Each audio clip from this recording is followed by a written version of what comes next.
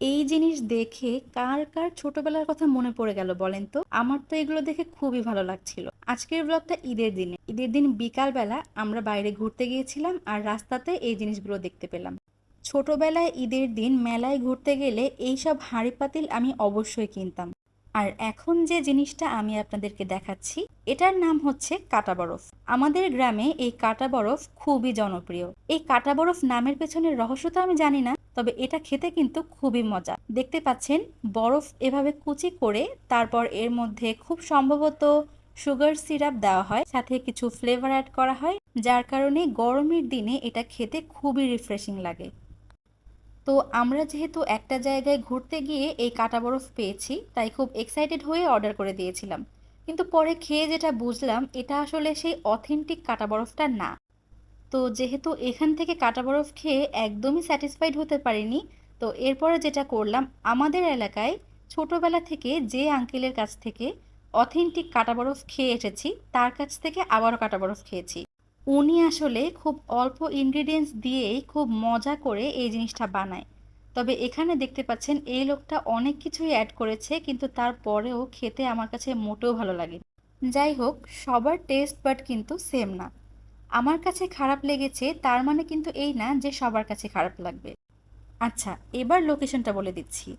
তবে নড়াইলের মানুষ ছাড়া অন্য কেউ কিন্তু এই জায়গাটা চিনতে পারবে না। এই জায়গাটার নাম হচ্ছে রঘুনাথপুর। এখানে একটা ব্রিজ আছে যেটা কিনা রঘুনাথপুর ব্রিজ নামে পরিচিত। এই ব্রিজটা ইয়াং জেনারেশনের কাছে খুবই জনপ্রিয়। আসলে গ্রামাঞ্চলে তেমন কোনো ঘুরতে যাওয়ার জায়গা না থাকায় ঈদ কিংবা যে কোনো ওকেশনে ছেলেমেয়েরা এখানে এসে একটু আড্ডা মারে। আসলে এখানে দেখার মতো স্পেশাল কিছুই নেই। কথা বলতে বলতে আমাদের কাটা বরফ কিন্তু রেডি হয়ে গেছে। এখন উনি আমাদেরকে সার্ভ করে দিচ্ছেন। ছোটবেলায় আমরা এক এক গ্লাস কাটা বরফ খেতাম 5 টাকা করে, যেটা এখন বাড়তে বাড়তে 20 টাকা করে হয়েছে। তো যাই হোক, এরপর একটু সামনে এসে দেখলাম একটা লোক ফুল বিক্রি করছে, আর ফুল আমার অনেক পছন্দ। কিন্তু এই ফুলগুলোর চেহারা আসলে তেমন একটা ভালো ছিল না, মনে হচ্ছিল কয়েকদিনের বাসি ফুল। তো যার কারণে আমি আর এখান থেকে ফুল নেইনি। তো এই তো আপনাদেরকে একটু আগে যে বলছিলাম না, আমাদের এলাকায় একজন আঙ্কেল যিনি অথেন্টিক কাটা বরফ বিক্রি করেন, এই হচ্ছে সেই আঙ্কেলটা। তো এই ছিল আমার ঈদের দিনের ছোট্ট একটা ব্লগ। আসলে কোথাও ঘুরতে গিয়ে ব্লগিং করতে গেলে না তেমন একটা এনজয় করা হয় না, তাই আমি এবার খুব একটা ভিডিও করতে পারিনি। টুকটাক যা একটু ভিডিও করেছি সেগুলো আপনাদের সঙ্গে শেয়ার করছি।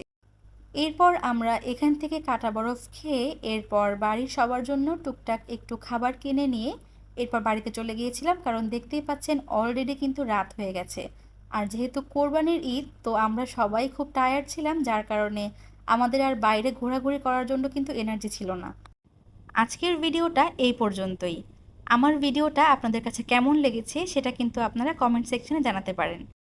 আর আপনারা যারা এখনও আমার ইউটিউব চ্যানেলে সাবস্ক্রাইব করেননি তারা এখনই গিয়ে সাবস্ক্রাইব করে ফেলুন, আর যারা আমার ফেসবুক পেজে লাইক দেননি তারা কিন্তু অবশ্যই আমার ফেসবুক পেজে লাইক দিয়ে দিবেন। ধন্যবাদ।